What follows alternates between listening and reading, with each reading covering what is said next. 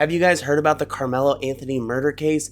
This story is absolutely insane, and viewpoints on the situation couldn't be more polar opposite. I've been hopping into different TikTok lives regarding the Karmelo case, and it seems like a full-out pseudo race war has begun. When it comes to this type of issue, systematic racism, all kinds of stuff. And I mean everything. Shut the f up when a goddess is speaking. For those of you not familiar with the case, I will give you a quick brief rundown. So there was a Texas high school track meet. Karmelo was sitting in a school's tent that didn't belong to his school. It actually belonged to Austin Metcalf's school. Austin Metcalf and his twin brother approached Karmelo under the tent and asked him to move. Then Karmelo essentially said, "Touch me and see what happens." Then the next thing we know is that Karmelo pulled out a knife from his book bag and stabbed Austin Metcalf once in the chest. Just after the stabbing, Karmelo fled the scene but was quickly apprehended by police. In the affidavit, Karmelo is said to have told the police officer, "I was protecting myself and he put his hands on me." The police officer was talking to another officer and he said, "I have the alleged suspect," which Karmelo also responded, "I'm not alleged, I did it." Karmelo then asked the officer if Austin was going to be okay, and then asked the officer if his actions could be considered self-defense. Essentially, this is all the information that the public has been given thus far, but since the incident did happen, there has been some crazy updates and things going on behind the scenes, and also there has been a huge controversy that has started online. TikTok in particular is thriving with different viewpoints. Many are saying that Karmelo was acting in self-defense and essentially should get off scot-free, and the other side saying, why would he bring a knife to the track meet unless he planned on using it, and basically saying that he needs to be locked up forever. In this video, I'm not going to be aligning myself with one side or the other. Instead, I'm just going to show you guys what the opinions are online and talk to you guys a little bit about what the crazy updates have been since this all took place. Karmelo was charged with first-degree murder, and his bond was initially set at $1 million, and shortly after, it was reduced to $250,000, which his parents ended up paying. Now Karmelo is at home on ankle monitor 24-hour supervision. We have an image of Karmelo leaving the county jail, and this sparked outrage online. Again, you have these two polar opposite sides.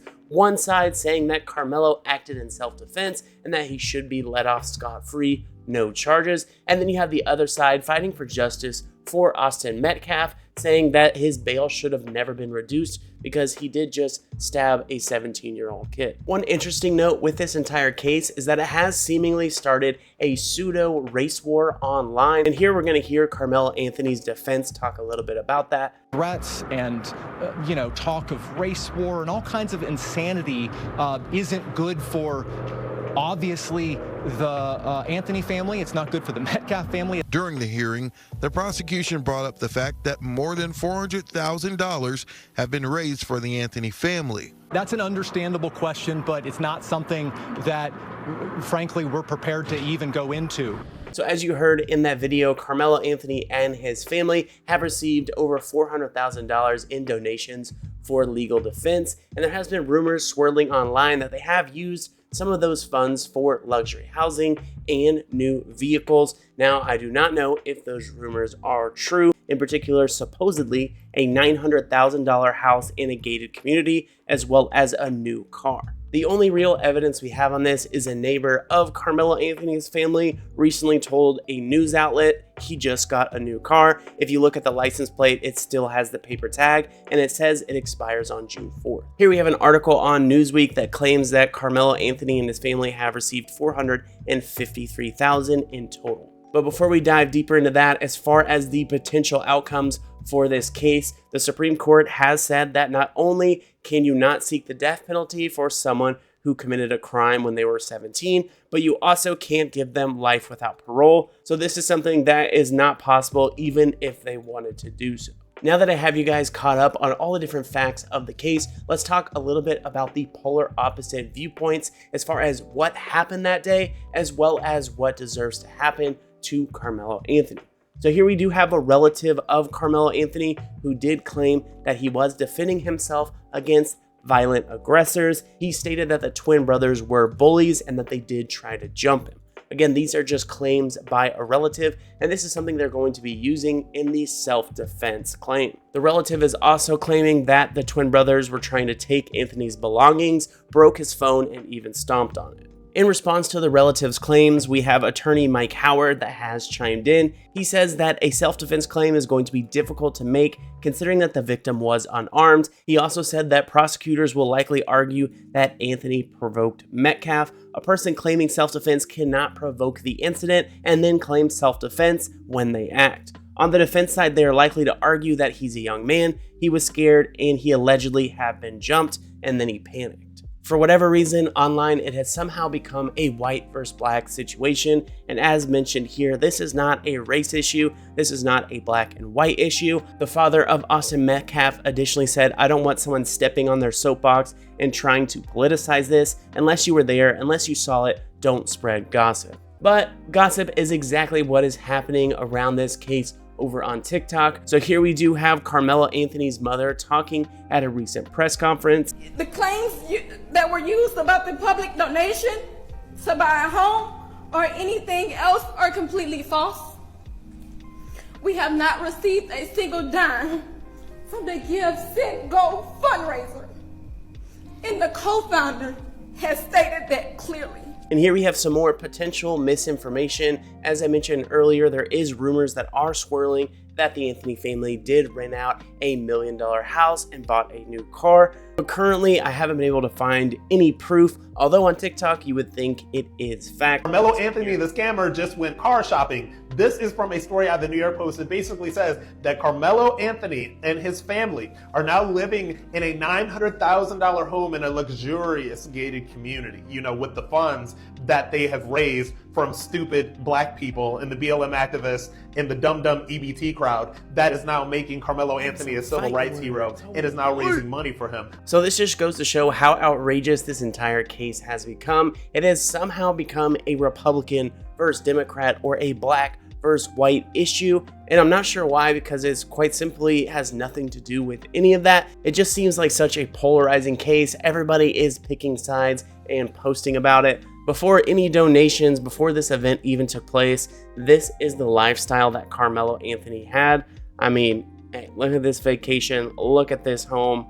I mean, his entire family, they were living good. So this isn't a case of an underprivileged or living in the ghetto kid. Clearly, they lived a life of abundance. This is the problem with the internet. Rumors somehow become fact. The Escalade apparently was purchased back in 2023 because they dug up an old Facebook post from the family. So I don't believe that they used any donation funds on the Escalade. Just like the rumors of the Metcalf twins being racist or bullying Karmelo, I don't buy those rumors either. So there's rumors being thrown around on both sides. Recently, Karmelo Anthony and his family did hold a press conference about the case, and Austin Metcalf's father actually joined in attendance. He was quickly kicked out, and the Anthony family and their attorney did find it quite disrespectful. That was disrespectful and just shows you all the character who is not invited. He knows that is inappropriate. What kind of family is this? I don't know. It pretty much tells you about their family. I mean, but how can people embrace this? I don't know. You know, they're like profiting off the death of a white teenager. Would they be selling these shirts if he wasn't white? Of course they would. Right.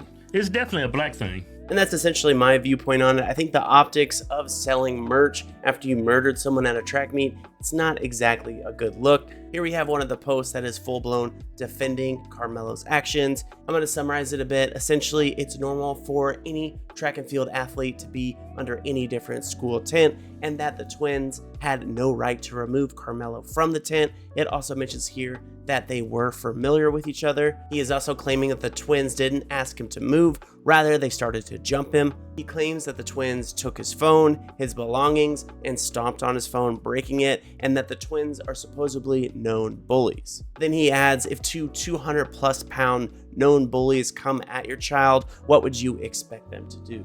Then they go into defending Karmelo's character, a well-mannered young man, a 4.0 student with multiple college offers, a kid with zero criminal history, not even a blemish, and a son that was raised in a loving home by two parents. And then he caps it off by saying, don't let the media race bait you, do not let them manipulate the facts. So throughout this case, it's really hard to distinguish what is misinformation, what is rumor, and what is fact. Now to close out the video, I'm going to be playing you guys some highlights from a TikTok live that are on the side of defending Karmelo. I think they raised some pretty interesting points to show the vast difference between both sides. On this channel, I generally post gaming content. I am trying to widen my umbrella, so go ahead and let me know down in the comment section if you want more episodes like this or which side of this case you are on. Do you think that Karmelo was acting in self-defense, or do you think that he deserves life in prison? Why be not seeing no videos? Because he was defending himself. If them two coming with them, why be not saying said it was a knife? It could have been a pick that you put in the tent to hold it down. Everything, they would have been showing it. They don't have a case. Your father, I'm sorry, the father is a SA. So, first of all, that's a broken home right there. Maybe they was a SA by him. You know what I'm saying? Yeah, Did we the twins know have that it? their daddy came to the press conference and the police had to escort and him he out. refused to leave. And he refused to why leave. was he because there? he didn't want them speaking out. He didn't want them speaking out. They were bullied. They were bullies. Because look at the They daddy were trying to bullies. bully Karmelo parents at the press conference. Why would you come up there?